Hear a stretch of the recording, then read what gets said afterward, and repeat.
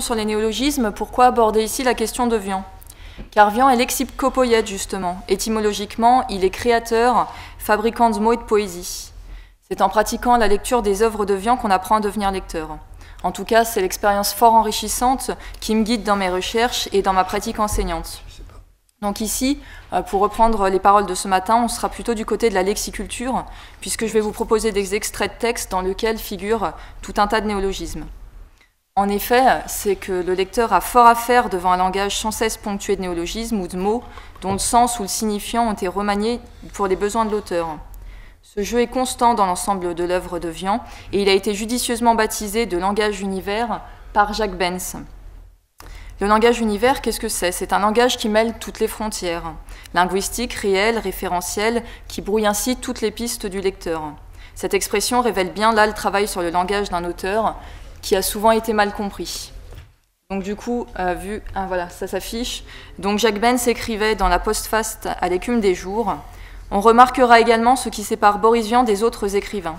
Alors qu'il construisait un univers, il se borne à le découvrir. En effet, à l'imitation du monde mathématique, si l'on en croit ce qu'en dit Raymond Queneau dans Odile, l'univers du langage ne s'élabore pas, mais s'explore. Aussi, nous nous concentrerons à présent sur 3 catégories qui se distinguent et nous reprendrons ici la terminologie de Jacques Benz. Dans un premier temps, nous nous concentrerons sur les noms soi-disant hérités du latin, puis dans un second temps sur les demi-créations, ce qu'il a appelé lui-même les demi-créations, pour terminer ensuite avec les créations totales. Et nous pouvons observer que ce que nous appelons de manière générale les néologismes de Vian trouvent vraiment un terrain privilégié dans le vocabulaire scientifique de la zoologie, où il en déforme le signifié autant que le signifiant. En ce qui concerne les noms soi-disant hérités du latin, je vais vous citer un premier exemple, extrait de l'Automne à Pékin. Donc Didiche, un jeune garçon sur un bateau, demande au capitaine ce qu'est un cormoran. « Qu'est-ce que c'est » demanda Didiche. « Je ne sais pas, dit le capitaine, et ça prouve bien que ce n'est pas un oiseau ordinaire, parce que les oiseaux ordinaires, je les connais. Il y a l'api, le fanfremouche et l'écubier, et le caillebotis, et puis la mouture, l'épervuche et l'amilquin, la bétarde et le cantrope, et le verduron des plages, le marche à l'œil et le coquillet. En dehors de ça, on peut citer la mouette et la poule vulgaire, qu'ils appellent en latin cocota deconens. » Donc après cette lecture, on pourrait croire que j'ai mal lu le texte, mais tout l'art de Vian réside dans sa faculté à créer des références phonétiques qui ne sont pas si éloignées des mots réels.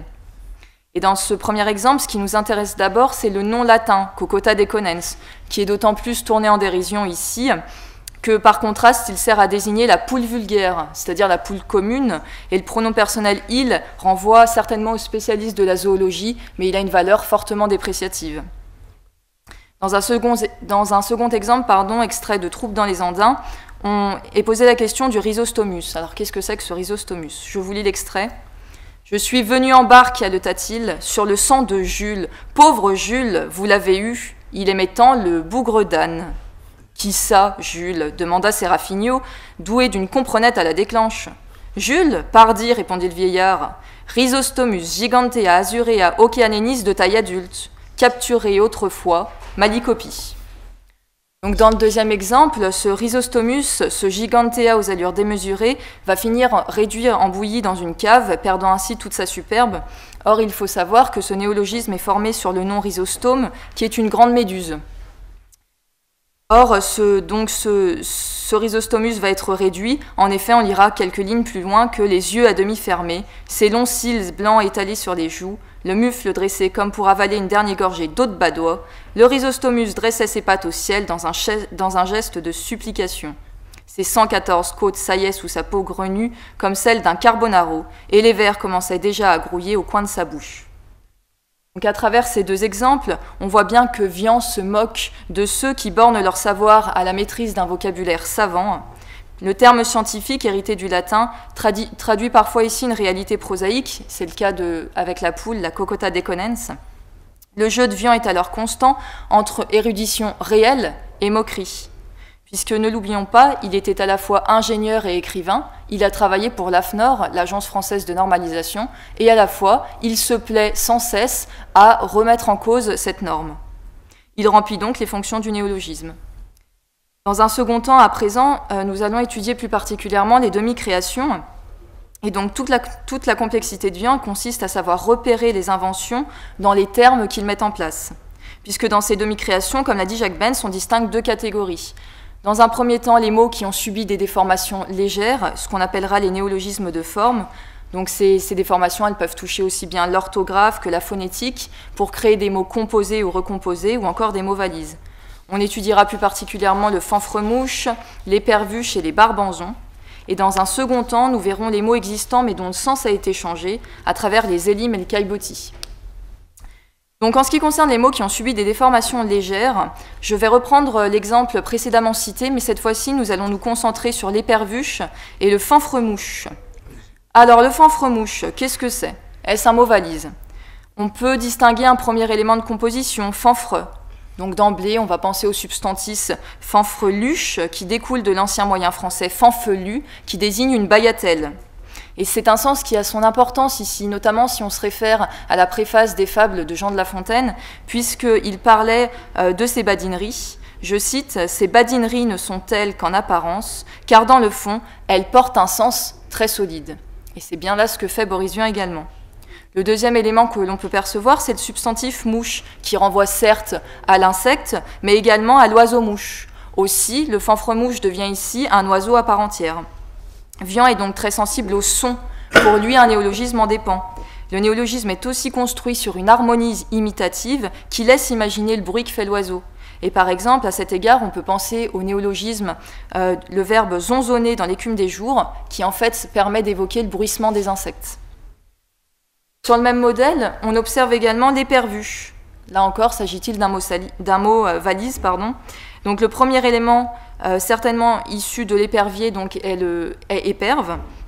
Et le deuxième élément que l'on peut remarquer, c'est huche. Alors on peut se poser la question de savoir, s'agit-il d'une autruche?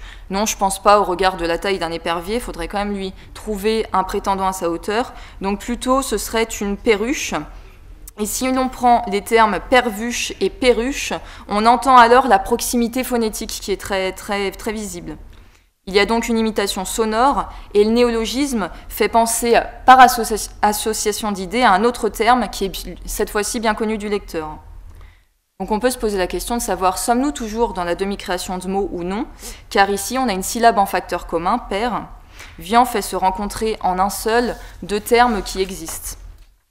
Et alors ces identifications, elles vont se compliquer quand le contexte ne s'y prête pas, parce qu'ici on avait quand même un contexte qui nous éclairait quelque peu. Donc je ne vais pas vous lire en entier le poème extrait de Barnum's Digest intitulé « À queue alternative », néanmoins je vous invite à vous concentrer sur les vers 4 et 5 que je lis. On rencontre à côté des barbanzons velus, des cournafluches rebondisseurs et des tortillâtres de Malte. J'attire aussi votre attention sur le dernier vers, qui vient créer une chute quelque peu comique. Mes parents s'aimèrent en levrette. Dans ce poème, il est question de quoi? Il est question d'une fête foraine, et les néologismes viennent renforcer ce climat étrange. Les barbanzons posent une première difficulté, puisqu'on peut reconnaître le radical barbe, mais il est difficile de cerner ce qui se cache derrière ces barbanzons. L'adjectif qualificatif qui suit, velu, vient renforcer l'idée de la pilosité qui est afférente à la barbe. En termes de sonorité, les barbanzons sont peut-être un écho aux brabançons, c'est-à-dire une race de petits chiens, mais là encore, c'est le contexte qui vient nous éclairer, car il s'agit d'un poème qui traite du motif canin. Originellement, il faut savoir qu'il était intitulé « Femme-chien », ça donne là une belle image de la femme, et le dernier vers vient créer une chute comique avec la levrette. Le vers suivant va mettre en scène, lui, des tortillâtres, et on est bien embêté afin de trouver la signification de ce terme. Aussi, dans le cas des demi-créations de mots, on relève l'importance primordiale du contexte, mais parfois, il faut bien le dire, le lecteur se trouve démuni. Cela fait d'ailleurs penser à Michaud, puisque le néologisme devient créateur d'exotisme et à la fois d'exorcisme. Donc dans des cournafluches rebondisseurs et des tortillâtres de Malte, c'est la caractérisation qui est capitale puisqu'elle va pousser à une vérité tangible.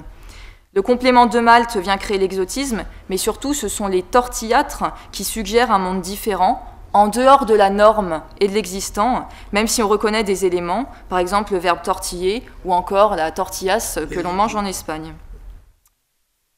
On remarque également la mise en valeur de la graphie avec l'accent circonflexe, l'idée de mouvement présente avec peut-être le verbe tortiller, mais aussi le suffixe dépréciatif en âtre. Donc peu à peu, avec ces exemples, on voit bien qu'on glisse vers l'imaginaire, voire le monstrueux, et en même temps, c'est bien là son but, car Vian a vraiment décidé de créer des monstres de Barnum's Digest, puisque ses poèmes ont été illustrés.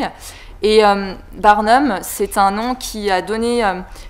Barnum's Digest est hérité donc de Barnum, qui a donné son nom au cirque aux États-Unis. Donc Vian est donc dans le visuel des images et des mots qui se démarquent visuellement sur la page. Pardon. Peut comprendre derrière ces barbanzons. En tout cas, c'est le lecteur, le récepteur qui interprète. Encore faut-il vouloir se laisser prendre au jeu. À présent, on peut se concentrer sur les mots existants, mais dont le sens a été changé.